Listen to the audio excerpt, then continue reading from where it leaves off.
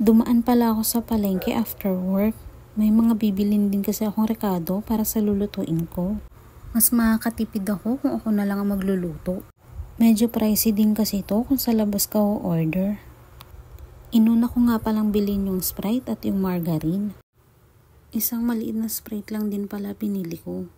Nakabili din ako ng 2 mais dito. Kailangan lang pilian para makakuha ng maganda. Nakabili pala ako ng half kilo na swahe. After ng swahe, tahong naman yung binili ko, half kilo lang rin. Inabot na pala ako ng dilim sa pamamalengke. Papunta na pala ako nito sa sakayan ng jeep. Rush hour na ng mga oras na to. Sana hindi masyadong mahaba yung pila sa sakayan. Medyo maraming tao dahil uwian na ng mga empleyado at ng mga estudyante. Mabilis lang din ako nakasakay dahil hindi ganun kahaba yung pila.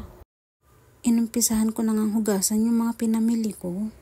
Ginupit ko lang pala yung matala sa ulo niya at tinanggalan ng dumi. Nasa 110 pala 1/4 nito, bali 8 pieces yun.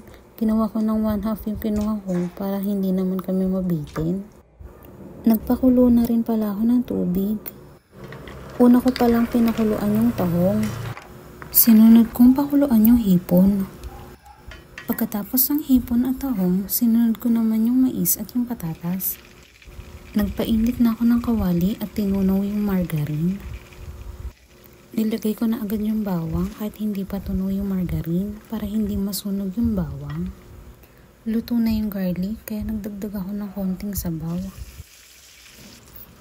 Naglagay lang din pala ako ng paminta at asin dito. Sinunod ko namang ilagay yung oyster sauce. Gochujang pala yung ginawa kong pampaanghang. Hinalo-halo ko lang para matunaw yung gochujang. Naglagay din pala ako ng paprika. Sunod ko naman nilagay yung soda. Hindi ko naubos yan, kalahati lang nilagay ko.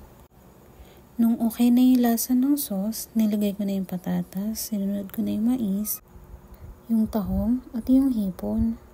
Hinalo-halo ko lang at naglagay ng konting sili. Try nyo to, mura na, masarap pa. Bye!